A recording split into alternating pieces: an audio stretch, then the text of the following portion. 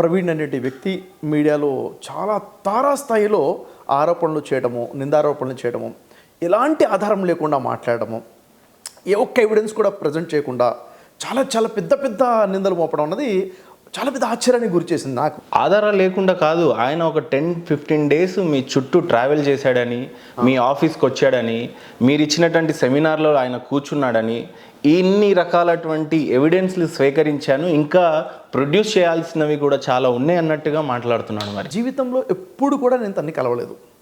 జీవితంలో ఎప్పుడు కూడా నేను తన్ని కలవలేదు. మొదటి విషయము, ఎక్కడ కూడా నా ఆఫ్లైన్ ఒక్క ప్రోగ్రామ్ కూడా తను అటెండ్ అవ్వలేదు. ఓకే, ఎదురు పొదురుగా ఇలా ఒక్కసారి కూడా చూసుకోలేదు. మొదటి విషయం. రెండో విషయం ఏంటంటే, నేను ఆర్గనైజ్ చేసినటువంటి లా ఆఫ్ అట్రాక్షన్ అనే 10 days ఆన్లైన్ క్లాసెస్ ఏవైతే ఉన్నాయో, ప్రతిరోజు మార్నింగ్ 5 నుంచి 7 వరకు ఏవైతే జరుగుతాయో, దీంట్లో తను వేరే వాళ్ళ పేరుతో అటెండ్ అయ్యి, అంటే ఒక దొంగతనంగా అని చెప్పాలి, నిజం చెప్పాలంటే నేను అటెండ్ అవ్వలేదు, దాంట్లో ఏం జరుగుతుందో నాకు తెలియదు అని చెప్పేసి ఒక విధంగా చెప్పాడు. తర్వాత క్లాసెస్ అయిపోయిన తర్వాత నేను అన్ని క్లాసెస్ అటెండ్ అయ్యాను, 10 రోజులు కూడా ఉన్నాను, అన్ని రికార్డు కూడా చేసుకున్నాను. అది ఇల్లీగల్, రికార్డ్ చేయడం ఇల్లీగల్ అది. అయితే అని చెప్పడం జరిగింది. ఆన్లైన్లో తను క్లాస్ విన్నాడు, ఎప్పుడు కూడా ఎదురుగా మేము చూడలేదు. అయితే ఇక్కడ నేను చెప్పాలన్న విషయం ఏంటంటే, మహేంద్ర గారు, నా చుట్టూ తను తిరగడం అబద్ధమే. అసలు నన్ను ఎప్పుడు తను చూడలేదు, తను ఎప్పుడు నేను ఎదురు పడలేదు అన్నది వాస్తవం ఇది. అయితే ఒక్క మాటలో చెప్పాలంటే, తను మోపినటువంటి నిందలు 100కి 100% అబద్ధం. ఎక్కడ కూడా ఏమాత్రం కూడా నిజం లేనటువంటి విషయం అది. అయితే తను ప్రతిరోజు ఒక ఎపిసోడ్, అంటే ఎందుకు చేశాడు, తన ఇంటెన్షన్ ఏంటి, ఏ ఉద్దేశంతో చేశాడు అంటే, తనకంటూ ఒక ఉద్దేశంతో చేశాడు, బ్యాడ్ ఇంటెన్షన్తో చేశాడు. తను ఎప్పుడైతే బ్యాడ్ ఇంటెన్షన్తో 1-2 వీడియోలు చేశాడో, వెనక అనేక మంది వచ్చేసి తనకి సహకరించడము, ఇంకా ఇతన్ని బలిపశువు కూడా చేసే ప్రయత్నం చేశారు. ఇతను కూడా అంతే ఉత్సాహంగా ముందుకెళ్ళాడు. అంటే మిమ్మల్ని ఎవరైతే గుర్తుపట్టే వ్యక్తులు, మీ మిత్రులు ఆయన్ని అటాచ్ అయ్యి గోతులు తవ్వారు అనేది మీ ఆరోపణ? కొన్ని ఆధారాలు ఉన్నాయి. కావాలని ఏదో స్ట్రాటజికల్గా ఒక్కొక్కళ్ళ ఇంటెన్షన్ ఒక్కొక్కళ్ళగా ఏదో విధంగా డ్యామేజ్ చేసేయాలి అన్న ఆలోచనతో చేసిన పూర్తి ప్రయత్నం ఇది అన్నది క్లారిటీ వచ్చేస్తుంది. అయితే ఇక్కడ గమనించాల్సిన విషయం ఏంటంటే, ప్రతిరోజు ఒక ఎపిసోడ్ చేయాలంటే కంటెంట్ ఎక్కడి నుంచి వస్తుంది? ఏదైనా ఉంటే కదా, ఎవరో ఇన్ఫర్మేషన్ ఇస్తా ఉంటే లేదు, మరి కంటెంట్ తనే క్రియేట్ చేసుకుంటాడు. ఆశ్చర్యం ఏంటంటే, ఎంత క్రియేటివిటీ ఉందంటే ప్రవీణ్లో, చెడు కోసం పూర్తిగా వాడేశాడు క్రియేటివిటీ. ఎలా చెప్తాను, ఒక నెంబర్ చూపిస్తాడు, చూపిస్తే ఫోన్ నెంబర్, ఇది బ్రదర్ షఫీ నెంబరే అని చెప్తాడు. ఆ నెంబర్ వాట్సాప్తో తనతో తానే చాటింగ్ చేసుకొని, నేను తనతో చాటింగ్ చేశాను అన్నట్టుగా చాటింగ్ చదువుతూ ఒక ఎపిసోడ్ చేస్తాడు. Is it? ఎస్. అయితే ఇంకో నెంబర్ చూపిస్తాడు, ఇది బ్రదర్ షఫీ నెంబరు, ఈ నెంబర్తో నాకు ఇలా చాటింగ్ చేశాడు అని చెప్పేసి ఇంకోటి చూపిస్తాడు. అంటే ఫేక్ క్రియేషన్, అన్ని అబద్ధాలు, అబద్ధాల పునాది మీద కట్టబడ్డటువంటి మేడ అది మొత్తం కూడా. అతను చేసినటువంటి కంప్లీట్ ఎపిసోడ్స్, డైలీ ఎపిసోడ్ కావాలని నా ఒక వీడియో తీసుకొని ఆ వీడియో మీద మాట్లాడతాడు ఒక episode, wrong fake phone numbers create చేస్తాడు, ఫేక్ చాటింగ్స్ క్రియేట్ చేస్తాడు, ఫేక్ కంటెంట్ క్రియేట్ చేస్తాడు. మా అమ్మగారు అనారోగ్యంతో చనిపోతే దాని మీద ఒక ఎపిసోడ్ క్రియేట్ చేస్తాడు. ఓకే, ఆ తర్వాత 60 సంవత్సరాల వయసులో ఉంటే ఒక అమ్మతో నేను వ్యభిచారం చేసిన ఒక ఎపిసోడ్ చేస్తాడు. 15 సంవత్సరాల ఒక కూతురుతో వ్యభిచారం చేసిన ఒక ఎపిసోడ్ క్రియేట్ చేస్తాడు. ఇప్పుడు లాడ్జ్లో పట్టుబడ్డ బ్రదర్ షఫీని ఒక ఎపిసోడ్ చేస్తాడు. హద్దు అదుపు లేకుండా, ఏ మాత్రం ఆలోచన లేకుండా, మధ్యస్థిమితం ఉందా లేదా అన్న ఆలోచన వచ్చే విధంగా చేసుకుంటూ ముందుకెళ్ళాడు. చూస్తుంటే అది ఇంత ప్రజల్ని నమ్మించే ప్రయత్నం. అంటే చాలామంది ఎలా ఉంటారంటే, మీడియా మాట్లాడుతుంది, జర్నలిస్ట్ మాట్లాడుతున్నాడు అంటే నిజమై ఉంటుంది అన్న నమ్మకం, మీడియా మీద నమ్మకం కదండి. పూర్తిగా జర్నలిజం మీద, జర్నలిస్ట్ మీద పెద్ద మచ్చ వచ్చే విధంగా చేసినటువంటి పని ఇది. అయితే నాకు ఇక్కడ అర్థం కాని విషయం ఏంటంటే, మహేంద్ర గారు, తెలంగాణ రాష్ట్రం యొక్క డిజిటల్ మీడియా టోటల్ సొసైటీ ఏదైతే ఉందో మొత్తం, దీనికి వైస్ ప్రెసిడెంట్ అని చెప్పేసి తను చెప్పుకుంటారు. ఎంతవరకు వాస్తవం నాకు తెలియదు. అంటే మీ డిజిటల్ మీడియాకి తను వైస్ ప్రెసిడెంట్ అనే విషయం నేను విన్నాను. వాస్తవమేనా? అంటే అవి కొన్ని ఛానల్స్ దాని అసోసియేషన్, అందులో ఏ ఛానల్ ఉందో మనకు కూడా అంత ఐడియా లేదు. అంటే మీకు తను వైస్ ప్రెసిడెంట్ కాదా? లేదు, కాదా. అంటే డిజిటల్ మీడియాలో మీరు ఉన్నారు కదా, సిగ్నేచర్ స్టూడియో ఉన్నాం, కానీ అది మన ఛానల్స్లలో మేమైతే లేము. అంటే ఎవరికి వారిగా పెట్టుకుంటారు, ఎవరికి వాళ్ళు. ఎవరైతే ఆ అసోసియేషన్లో ఉన్నారో వాళ్ళందరూ కూడా ఆలోచించాలి. ఎప్పుడైతే ఇంత పెద్ద విషయాలు ఏంటి, బ్రదర్ షఫీ ఒక వ్యక్తిని మర్డర్ చేసేసాడు, చిన్న విషయం మర్డర్ అంటే, మర్డర్ చేసేసాడు, వాళ్ళ భార్యను చెరిపేశారు, మర్డర్ చేసి పెళ్లి చేసుకున్నాడు. బ్రదర్ షఫీ 100 మందితో వ్యభిచారం చేశాడు ఒక ఎపిసోడ్, 40 మందితో వ్యభిచారం చేశాడు ఒక ఎపిసోడ్, 9వ భార్య ఉందని, 10వ భార్య ఉందని. అంటే అసలు ఎలాంటిదంటే, ఒక పెద్ద అబద్ధం ఆడేస్తే ప్రజలు నమ్మేస్తారేమో అన్న ఆలోచనతో. అంటే ఇక్కడ ఎవరైతే ఏ మీడియా వాళ్ళైతే తనకు సపోర్ట్గా ఉన్నారో, నేను ఉంటానంటే బేసిక్ ఏ ఎవిడెన్స్తో మాట్లాడుతున్నావు ప్రవీణ్ అని ఒక ప్రశ్న తను ఎందుకు అడగలేకపోయారు? ఎందుకంటే మీడియా అంటేనే ప్రూఫ్ కదా, మీడియా అంటేనే ఆధారం కదా, ఆధారం వెలికి తీసే కదా మాట్లాడాల్సింది. సరే తను నేను ఆధారాలు ఇవ్వను, ఎక్కడ ఇవ్వాలో అక్కడ ఇస్తానంటే మరి చట్ట ప్రకారంగా కేసు ఫైల్ చేయాలి కదా. నిజంగా ఇక్కడ మర్డర్ ఏదైనా జరిగి ఉంటే కేసు ఫైల్ చేయాలి, ఎక్కడ వ్యభిచారం చేసి పట్టుబడుతుంటే చేయాలి, 100 మంది జీవితాలను నాశనం చేస్తే చేయాలి, అవునా లేదా? అంటే ఎక్కడ బ్రదర్ షఫీ క్లాసెస్ ఆన్లైన్లో అటెండ్ అయ్యే వాళ్ళని చెరిపేస్తున్నాడు, ఎక్కడ హిప్నోటైజ్ చేస్తున్నాడు, ఇవన్నీ కూడా నిరాధారంగా మోపిన నిందలు. మరి ఇక్కడ చాలామంది అంటారు బ్రదర్ షఫీ ఎందుకు స్పందించట్లేదు. చూడండి, ఒక బాధ్యత గల ఒక సిటిజన్గా నేనేం చేయాలి అదే నేను చేశాను. ఎందుకంటే తను ఏవైతే నిందలు నా మీద మోపుతున్నాడో, ఏవైతే ఆరోపణలు ఉన్నాయో ఇవన్నీ కూడా పోలీస్ వ్యవస్థకి చట్టాన్ని నేను ఆశ్రయించాను, చట్టాన్ని సబ్మిట్ చేశాను, వాస్తవాలు ఏంటో చెప్పాను. చేశారు, తప్పలేదు, కానీ బట్ చాలా లేట్ అయినట్టుగా కనిపించట్లేదు. ఒకరోజు ఆయన ఫస్ట్ డే చేసినప్పుడు ఆయన ఆఫీస్ మీకు తెలిసే ఉంటుంది, డైరెక్ట్గా ఆఫీస్కి వెళ్ళాల్సింది ఒకటి, లేదు మీ ఓన్ ఛానల్ ఉంది UIRC అనేదో, దాంట్లో స్పందించాల్సింది. కేసు పెట్టానన్నారు, పెట్టిన తెల్లారన్నా స్పందించాల్సింది. మరీ 15-20 రోజుల వరకు నిజంగానే బ్రదర్ షఫీ గారు ఇవన్నీ చేశారు. ఇంత క్లోజ్ అసోసియేట్ అయినా నేను మిమ్మల్ని అయితే చాలా తప్పుగా అనుకున్నానండి, టు బి వెరీ ఫ్రాంక్. ఏంటి బ్రదర్ షఫీ గారు నిజంగా రేపులు చేశాడా, మర్డర్లు చేశాడా, ఈ మోటివేషనల్ క్లాస్ పేరుతో డబ్బులు కోట్లు దన్నుకున్నాడా, ఆ తర్వాత ఏదో ఫారెన్ ఫండ్ అని చెప్పేసి మీకు ఇంకొక ఆయన ఇద్దరికి పేచీలు ఇచ్చి ఆ తర్వాత ఇంత రకమైనటువంటి ఆరోపణలు చేస్తూ ఉంటే నేనే నమ్మినప్పుడు జనం ఎందుకు నమ్మకూడదు? 3 విషయాలు చెప్తాను బిఫోర్ గోయింగ్ టు దట్. నిప్పులేందే పొగరాదు అనేది ఒక సామెత ఉంది. ఖచ్చితంగా మీరు చేయకపోయి ఉండుంటే, ఇప్పుడు ప్రవీణ్ గతంలో కూడా కొన్ని ప్రజా సమస్యల మీద పోరాడిన మంచి పేరు కూడా ఉంది. మీకు మీ సపరేట్ ఇమేజ్ ఉంది, ఆ అబ్బాయి ఆయన స్థాయిలో పోరాడినటువంటి కొంత ఇమేజ్ ఉంది ఆయనకు కూడా. మీకు ప్రవీణ్కి అసలు ఏ రకమైనటువంటి సంబంధం లేకపోయినా సడన్గా ఏదో చాప్టర్ ఓపెన్ చేశాను, ఆయన బాగోగాలన్నీ బయట పెడతాను అని ఏదో పర్సనల్గా తీసుకున్నట్టుగా కనిపించింది. లేదు, మీ మధ్యలో ప్రవీణ్ మధ్యలో ఎవరో థర్డ్ పర్సన్ ఇన్వాల్వ్ అయ్యి డైలీ ఆయన ఎంత చక్కగా చెప్తున్నాడంటే మీ ఫ్యామిలీలో ఉన్నటువంటి ఇష్యూస్ని చాలా పూసగుచ్చినట్టుగా చెప్పేటువంటి ఇది. లేదు, మీరు క్లాసులు ఏదైతే తీసుకుంటారో మోటివేషనలే ప్రధానంగా మీ జీవనోపాధి అనొచ్చో లేదో నాకు తెలీదు, బట్ మీరు ఎంచుకున్న మార్గం అది, దాన్ని కూడా పెద్ద మచ్చ తెచ్చే విధంగా తెచ్చిపెట్టే విధంగా. సో ఇంత ఇన్డెప్త్ రీసెర్చ్ చేసి చెప్పే అంత అవసరం ప్రవీణ్కి ఏముంటుంది ఒకటి. రెండోది, ఈరోజు ఇలా స్టూడియోలో కూర్చొని నన్ను అడగడం కూడా నాకు ఎందుకు అనిపించిందంటే, నేను గతంలో చాలా మంచి కంటెంట్ మీతో చేయడం జరిగింది. అండ్ సమాజం కోసం నేను సైతం అని మీరు ఏదైతే స్టార్ట్ చేశారో ఇలాంటివి నేను చూసి, కులం ఏదైనా మతం ఏదైనా మానవత్వం అనేది ఉండాలి, అదే బతకాలి, అదే అల్టిమేట్ అన్న మీరు లాస్ట్ టైం అన్నది ఏదైతే ఉందో, అదేంటి నేను ఈ పర్సన్ ఇంత బాగా ఇంటర్వ్యూస్ చేశాను, ఇందులో ఇంత పెద్ద ఇమేజ్ని చూశాను, కొంపదీసి ఈయన నిజంగా ఇదేనా అని నేను అనుకొని మిమ్మల్ని రిక్వెస్ట్ చేయడం జరిగింది. స్పందించడం కూడా అందుకే జరిగింది. ఇంకా మీరు ఏమన్నారు, అప్పటికే అంత అయిపోయింది అని అన్నారు. సో స్పష్టంగా చెప్పాలంటే విషయం ఏంటంటే, ఇప్పుడు మీరు అడిగిన ప్రశ్నలు ఒక ప్రశ్న దాదాపు 10 ప్రశ్నలు అడిగారు. ఒకటి కాదు, ఒకటి అని చెప్పేసి 10 ప్రశ్నలు అడిగారు. సమాధానం చెప్తాను కొంచెం ఓపికగా, అంటే ఎందుకంటే వినేవాళ్ళు కూడా క్లారిటీ వస్తుంది కాబట్టి. మొదటి విషయం ఏంటంటే, మీరు ఎందుకు వెంటనే స్పందించలేదు, ఎందుకు ఇంత ఆలస్యం చేశారు అని అడిగారు. విషయం ఏంటంటే, మా అమ్మగారి ఆరోగ్యం బాగాలేక కంప్లీట్ సీరియస్గా ఉన్నటువంటి కండిషన్, నేను అమ్మగారితో పాటు ఉన్నాను. ఆ సిచ్యువేషన్లో అమ్మగారు చనిపోవడం జరిగింది.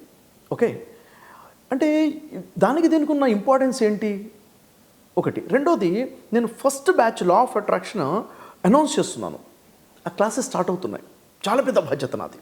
ఓకే, అంటే కన్స్ట్రక్షన్ వైపుగా, అంటే ఏదైనా ఒక సమాజం నిర్మించడం వైపుకే పనిచేసే వ్యక్తిని. ఒక ఏనుగు వెళ్తుంటే కుక్కలు మురుగుతుంటాయి, మురిగిన ప్రతిసారి ఏనుగు ఆగుతుంటే దాని లక్షణం చేరుకోలేం. మనం అంటుంటాం, అంటే మోటివేషన్లో మేము కూడా నేర్పేది ఏంటంటే, స్థిత ప్రజ్ఞత కలిగి ఉండాలి, ఏదైనా చెప్తే వెంటనే రియాక్ట్ అవ్వడం కాదు, రెస్పాండ్ అవ్వాలి అని చెప్తాం. అప్పుడు తను మాట అన్నాడని చెప్పేసి నేను మాట అనేస్తే, ఇది కాదు నాకు నేను నమ్మినటువంటి ధర్మశాస్త్రాలు నాకు నడిపింది, వేదశాస్త్రాలైనా భగవద్గీతనా బైబిల్ ఖురానైనా నాకు స్థితప్రజ్ఞత ఎలా కలిగి ఉండాలో నాకు నేర్పింది. అదే నేను నేర్చుకున్నాను, అదే ప్రజలకు నేర్పిస్తున్నాను, ఏ కండిషన్స్లో ఎలా ఉండాలి అని చెప్పేసి. ఒక బాధ్యత గల వ్యక్తిగా యాక్చువల్గా ఇనిషియల్గా తన వీడియోస్ చేస్తున్న విషయం నాకు తెలియదు. నాకు బ్రదర్ సిరాజ్ గారు ఎవరైతే ఉన్నారో తన వీడియోస్ లింక్స్ పంపించారు, షఫీ గారు ఇది చూడండి అని చెప్పేసి. తను వీడియో పంపించారు, నేను చూడలేదు. రెండో రోజు మళ్ళీ ఇంకో లింక్ పంపించారు, ఇది చూడండి అని చెప్పేసి. ఏంటి అని అడిగాను, దేనికి సంబంధించిన లింక్స్ అంటే, నీ గురించి ఏదో మాట్లాడుతున్నాడు ఏంటి అని అడిగితే తను కొన్ని వాడిని చెప్పారు. నాకు ఆ టైంలో నాకు సెషన్ స్టార్ట్ అవుతుంది, ఆ బిజీలో ఉన్నాను తప్ప దాన్ని పట్టించుకోలేదు. 3 days వరకు కంటిన్యూగా తను కాల్స్ చేస్తూనే ఉన్నారు ఎవ్రీడే. అంటే లింక్ రాగానే తనకు అందడము, తను నాకు పంపించడం, ఈ విధంగా. ఎందుకంటే నెగిటివిటీ ఎప్పుడైతే వింటామో మన ఆలోచనలు నెగిటివ్గా మారితే మన పని మీద దాని ఇంపాక్ట్ ఉంటుంది కదా. కాబట్టి ఎవరెవరో మాట్లాడుతుంటారు, ఏదో మాట్లాడుతుంటారు, అది ఏదైనా నిజం ఉంటే కదా ఉలిక్కి పట్టడానికి. ఇక్కడ ఏమీ లేనప్పుడు ఏముందిలే అన్న ఆలోచనతో నా 10 days క్లాసెస్ మీద పూర్తి ఫోకస్ చేశాను. ఈ తరుణంలోనే నా brother Shafi YouTube channel, UARC YouTube channel 2 hack అయిపోయాయి, 2 ఛానల్స్ కూడా డిలీట్ అయిపోయాయి. దీని మీద నేను 2 రోజులు ఫోకస్ చేశాను. అంటే నాకు నా వర్క్ మీద నా ఫోకస్ ఉంది, ఎవరో ఏదో మాట్లాడుతున్నారు చూడలేదు. కానీ ఎప్పుడు నేను వీడియోస్ చూశాను, ఎప్పుడైతే ప్రవక్త ముహమ్మద్ సల్లల్లాహు అలైహి వసల్లం మీద ఇలా మాట్లాడారు, నువ్వు ఇప్పుడు కూడా పట్టించుకోవా అని నన్ను గట్టిగా ప్రశ్నించారు. నాకు తెలిసిన ఇద్దరు, ఏంటి అసలు విషయము అని చెప్పి. అంటే మీ వరకు వచ్చినప్పుడు మీరు ఎప్పుడు పట్టించుకోలేదు, కానీ మొహమ్మద్ ప్రవక్త వారు అనే కానీ సీరియస్గా తీసుకోలేదు. నమ్మొచ్చా ఇది నిజంగా? 100% నమ్మొచ్చు. మీ వరకు మీరు వస్తే మీరు రియాక్ట్ అవ్వలేదు, కానీ ప్రవక్త వారి మీదకి రాగానే మీరు రియాక్ట్ అయ్యారు. ఎవరైనా కానీ నమ్మొచ్చు, 100% నమ్మొచ్చు. మీ మీద అయితే మీరు పట్టించుకోలేదు. విషయం ఏంటిది, నా ఆఫీస్లో ఉన్న స్టాఫ్ని అడగండి మీరు. నా ఆఫీస్లో ఉన్న స్టాఫ్ని మీరు అడగండి, వాళ్ళు డిస్టర్బ్ అవుతుంటే ఏంటి ఎందుకు ఒక ఎడిటర్ సార్ ఏం సార్ ఇది అని అంటే, నువ్వు వీడియోస్ ఎందుకు చూస్తున్నావు అసలు, ఇప్పుడు మనకు టార్గెట్ ఉంది కదా, మనం రేపు క్లాస్ చెప్పాలి కదా, ఎల్లుండి క్లాస్ చెప్పాలి కదా, దీనికి సంబంధించిన స్లైడ్స్ మనం ప్రిపేర్ చేయాలి కదా, కంటెంట్ ప్రిపేర్ చేయాలి కదా, మన వర్క్ మీద మన వర్క్ని డివైడ్ చేయడం కోసం 100 పనులు వస్తుంటాయి కదా. ఎప్పుడైతే విసిరిన ప్రతి రాయి గురించి ఆలోచించడం మొదలు పెడితే మన లక్ష్యాలను చేరుకోలేము. స్థితప్రజ్ఞత కలిగి ఉండాలి, ఫోకస్ ఆన్ యువర్ గోల్ అని చెప్పేటువంటి వ్యక్తి నేను. నా ముందు అంత ఒక పెద్ద మిషన్ ఉన్నప్పుడు, లా ఆఫ్ అట్రాక్షన్ ఒక ఫస్ట్ బ్యాచ్ నేను క్లాసెస్ కండక్ట్ చేసేటప్పుడు నా సీరియస్నెస్ ఏంటన్నది నా పార్టిసిపెంట్స్కి తెలుసు. నేను ఎంత వాల్యుబుల్ కంటెంట్ ఇచ్చాను, దానికోసం వేదాల రీసెర్చ్ ఎంత చేశాను, దానికోసం ఉపనిషత్తులు ఎంత చదివాను, దానికోసం భగవద్గీత రీసెర్చ్ ఎంత చేశాను, బైబిల్ ఎంత రీసెర్చ్ చేశాను, ఖురాన్ ఎంత రీసెర్చ్ చేశాను. దీని మీద అంత కంటెంట్ అంటే చిన్న విషయం కాదు.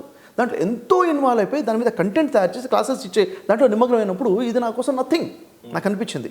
అయితే ఎప్పుడైతే ప్రవక్త ముహమ్మద్ వారి గురించి ఈ విధంగా వచ్చింది అని చెప్పారో ఆ టైంలో నేను పూర్తి పరిశీలన మొదలుపెట్టాను. ఏం జరుగుతుంది? ఎస్ చెప్పండి. మీ మీద వచ్చినప్పుడు మీరు రియాక్ట్ అవ్వలేదు, కానీ మొహమ్మద్ ప్రవక్త వారి మీద అంటే ఇంకా నువ్వు రియాక్ట్ అవ్వవా అని ఒక మిత్రుడు చెప్తే అప్పుడు రియాక్ట్ అయ్యాను అని అంటున్నారు. నమ్మొచ్చా? 100% నమ్మండి. నేను చెప్తున్నాను కదా, విషయం ఏంటంటే రియాక్ట్ అప్పుడు కూడా అవ్వలేదు, పరిశీలన. అంతేనా? లేకపోతే ఈ 7 days 8 days వీడు ఎక్కడ దొరుకుతాడా చూద్దాము, నా మీద ఆరోపణలు చేస్తున్నాడు, వాడిని ఎదుర్కోలేక మొహమ్మద్ ప్రవక్త వారి మీద అనగానే వెంటనే ఎంఐఎం వాళ్ళని అప్రోచ్ అయిపోయి, లోకల్ ఎమ్మెల్యేని అప్రోచ్ అయిపోయి, 100 మందిని తయారు చేసి ఓ కమిషనర్ మీద కంప్లైంట్ పెట్టి అబ్బాయి ఇప్పుడు పారిపోయాడు అని అంటున్నారు, దొరకట్లేదు అంటున్నారు. కొంపదీసి నా పారిపోయాడా, మాయం చేశారా? మీరు వింటే కొంచెం క్లారిటీగా నేను చెప్తాను, విషయం ఏంటో చెప్తాను. అసలు ఏం పరిశీలన జరిగింది చెప్తాను నేను మీకు. ఎప్పుడైతే ప్రవక్త ముహమ్మద్ వారి గురించి అతను మాట్లాడారో నేను వీడియో చూశాను. చూసిన తర్వాత అప్పటికి తను క్షమాపణ కూడా కోరాడు, నేను తప్పు మాట్లాడాను అని చెప్పేసి. అయితే నేను వీడియో డిలీట్ చేశానని చెప్పారు. అక్కడ గమనించాలి, అందరూ కూడా గమనించాలి. వీడియో డిలీట్ చేశానని చెప్పారే తప్ప లైవ్లో వీడియో అలాగే అందుబాటులో ఉంది. కట్ చేసి అప్లోడ్ చేసిన వీడియో మాత్రం డిలీట్ చేశారు, లైవ్ వీడియోలో ఖచ్చితంగా అలాగే ఉంది.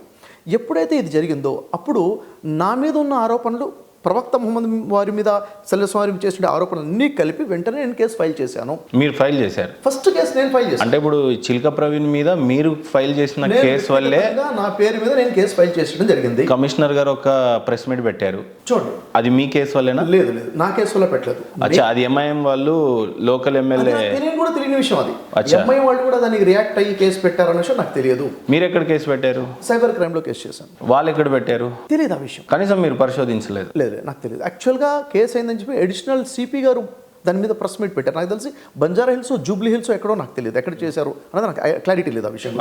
ఒకటి సార్ మహేంద్ర గారు, నేను నా మాట్లాడటం మొదలుపెట్టినప్పుడు భగవంతుడి సాక్షిగా, సర్వేశ్వరుడి సాక్షిగా, యెహోవా సాక్షిగా, అల్లా సాక్షిగా అని మొదలుపెట్టాను.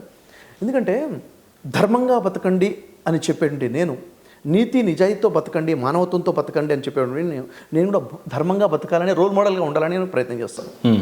ఎప్పుడు కూడా చట్టానికి లోబడి, ధర్మానికి లోబడి జీవితం గడుపుతాం. ఎందుకంటే మనం చెప్పే మాటలు ఒకలాగా, మన జీవితం ఒకలాగా ఉండకూడదు. మనసా వాచాకరణ త్రికరణ శుద్ధిగా జీవితం గడపాలని నేను పదే చెప్పిన వ్యక్తిని నేను త్రికరణ శుద్ధిగా ఉండే ప్రయత్నం నేను చేస్తాను. అయితే ఒక ప్రశ్న లేవనెత్తాను సార్. స్వామి వివేకానంద గారు కూడా ఏమన్నారంటే, చెప్పడం వేరు, ఆచరించడం వేరు అని. మీరు చెప్పడం బాగానే చెప్తున్నారు, కానీ ఆచరించే వరకు అలా ఆచరించట్లేదేమో అయి ఉండొచ్చు. మీరు పరిశీలనలో షఫీ గారు మీరు ఇక్కడ తప్పు చేశారు అని చూపించండి, సరి చేసుకుంటాను. నేను సామాన్య మానవుడినే, తప్పులు నాతో జరిగితే నేను సరి చేసుకుంటాను. మీరు ఏమైనా ఇంజనీరింగ్ మీరు అడిగిన 10 ప్రశ్నలు సమాధానం చెప్పకుండా మీరు కొత్త ప్రశ్నలు అడిగితే అది ప్రశ్నలు అలా మిగిలిపోతాయి. ఓ మాట అన్నారు, నిప్పులేందే పొగరాదు అని చెప్పేసి. నిప్పులేందే పొగరాదు అన్నది ఈ సామెత వింటున్నాం, దీనిలో ఎంత శాతం వాస్తవం ఉంది అని నేను మళ్ళీ ప్రశ్నిస్తున్నాను. నిప్పులందే పొగరాదు అని అంటే ఎక్కడైనా ఒక చర్చ వచ్చిందంటే ఖచ్చితంగా ఏదో జరుగుంటుంది అన్నది కదా. ఇక్కడ 3 ప్రశ్నలు నేను లేవనెత్తుతాను. 3 కలిపి వినండి ఎవరు కూడా, దయచేసి 3 విడివిడిగా వినబాకండి. ఎందుకంటే ప్రజలందరికీ అర్థం కావాలని 3 ఎగ్జాంపుల్స్ చెప్తాను. ప్రవక్త ముహమ్మద్ సల్లల్లాహు అలైహి వసల్లం వారి గురించి అనేక నిందారోపణలు వచ్చాయి. అంటే నిప్పులేందే పొగరాదు అన్నది సామెత అక్కడ వర్తిస్తుందా అని ఇక్కడ నేను ప్రశ్నించాలనుకున్నాను. ప్రవక్త ముహమ్మద్ వారి సతీమణి అమ్మ ఆయిషా రజల్లాహు అన్హా వారి మీద నిందారోపణ వచ్చింది, తను ఏదో తప్పు చేశారని చెప్పేసి. అలాంటి మాట వచ్చిందంటే నిప్పులేందే పొగరాదని నిప్పు ఏదో ఉందనా? కాదు కదా. ఆ విషయం మీకు అర్థమైనప్పుడు నిప్పులేదే పొగరాదన్న సామెత అక్కడ రద్దు చేయబడుతుంది. ఇంకో ఎగ్జాంపుల్ ఇస్తాను. బైబిల్ని చూసుకున్నట్లయితే మరియం వారు ఎవరైతే ఉన్నారో వారికి కన్యక గర్భవతి కుమారుని కంటం జరిగింది. అంటే ఎలాంటి పురుష ప్రమేయం లేకుండా, ఏ పురుషుడు తాగకుండానే గర్భం దాల్చి కుమారుని కనటం జరిగింది. కానీ యూదులు నిందమోపారు. లేదు అలా ఎలా జరుగుతుంది, ఖచ్చితంగా ఏదో తప్పు చేసింది, చెడు నడత గల స్త్రీ కాబట్టి అని నిందమోపారు. అంటే ఇక్కడ నిప్పు వచ్చిందంటే, అక్కడ పొగ వచ్చిందంటే నిప్పు ఉందని అర్థమా? వచ్చినంత మాత్రాన ఏదో వాస్తవం ఉంది అనుకోవడం ఇక్కడ కూడా రద్దు చేయబడింది. అంటే ఖురాన్ ప్రకారంగా రద్దు చేయబడింది, బైబిల్ ప్రకారంగా కూడా రద్దు చేయబడింది. తర్వాత ఆదర్శమూర్తి శ్రీ రాములు వారి గురించి వారి జీవితంలో చూసుకున్నట్లయితే సీతాదేవి గురించి, అమ్మ సీతాదేవి గురించి నిందలు వస్తే ఆ రూమర్ వచ్చినంత మాత్రం ఏదో వాస్తవం ఉందనా? అంటే నిప్పు లేదా పొగరాదు అన్న వాస్తవం అక్కడ కూడా రద్దు చేయబడింది. కాబట్టి ఎప్పుడైతే ఒక మంచి కోసం పాటుపడుతూ ఉంటామో, అంటే పండ్లున్న చెట్టుకే రాళ్ళు పడతాయి అన్నది ఎంతైతే వాస్తవమో ఇక్కడ కూడా వాస్తవం అనే విచక్షణతో ఆలోచించమని నేను చెప్తున్నాను. విషయం ఏంటంటే ఎప్పుడైతే నేను కంప్లైంట్ ఒకసారి జాగ్రత్తగా వినండి సార్. ఎప్పుడైతే నేను వీడియో చూశానో, వీడియో పరిశీలించినప్పుడు అక్కడ నేను టంగ్ స్లిప్ అయ్యాను అని చెప్పి క్షమాపణ కోరుకున్నారు. ఇక్కడ చాలామంది ముస్లిం సోదరులు కూడా మాట్లాడుతున్నారు, కొంతమంది మీడియా వాళ్ళు కూడా మాట్లాడుతున్నారు. వాళ్ళందరికీ కూడా ప్రత్యేకంగా నేను చెప్పాలన్న విషయం జాగ్రత్తగా వినండి. అసలు అక్కడ ప్రవీణ్ మాట్లాడిన విషయం ఏంటి, ప్రవక్త ముహమ్మద్ సల్లల్లాహు అలైహి వసల్లం వారి గురించి మాట్లాడిన విషయం ఏంటి? ఇక్కడ 90 సంవత్సరాలు అని టంగ్ స్లిప్ అయ్యాను, కానీ తర్వాత నేను ఖురాన్ చదివాను, అప్పుడు నాకు తెలిసింది 60 సంవత్సరాలే అని, కాబట్టి నేను క్షమాపణ కోరుకుంటున్నాను అన్నారు. ఇక్కడ ఖురాన్లో ప్రవక్త వారి వయసు గురించి ప్రస్తావన ఉండదు. అంటే ఖురాన్ చదివితే వయసు తెలిసిందన్నది కాదు. అయితే నిజంగా 90 సంవత్సరాలు అంటే ఎవరు కేసు పెట్టరండి. 90 సంవత్సరాలు అన్నంత మాత్రాన ఎవరి మనోభావాలు దెబ్బతినవు. 90 సంవత్సరాలు కాదు, 63 సంవత్సరాలు ఎవరు బతికారని చెప్పేసి ఇన్ఫర్మేషన్ ఇస్తాం. అది కాదు, వారు చెప్పిన విషయాలు మీరు 2 నిమిషాల వీడియోని జాగ్రత్తగా పరిశీలిస్తే అతని ఉద్దేశం ఏంటో, అతను ఎంత విషయాన్ని చిమ్మాడో అర్థమవుతుంది. ఏమంటున్నారు? 90 సంవత్సరాలు ఉన్నటువంటి వృద్ధుడు 25 సంవత్సరాలు ఉన్నటువంటి ఒక స్త్రీని భర్త చనిపోతే పెళ్లి చేసుకున్నాడు అని చెప్తూ, దీనికి సంజాయిషి చెప్తే ఏమంటారంటే వీళ్ళు భర్త చనిపోయాడు కాబట్టి ఆ స్త్రీ వ్యభిచారంలోకి వెళ్ళిపోతుంది, వ్యభిచారిగా మారిపోతుంది, కాబట్టి వ్యభిచారిగా మారకుండా కాపాడడం కోసం ఒక తండ్రిగా భావించి పెళ్లి చేసుకోవడం జరిగింది. పెళ్లి చేసుకుంటే భర్త అవుతాడు తప్ప తండ్రి ఎలా అవుతాడు అని చెప్పేసి హేళనగా మాట్లాడడం జరిగింది.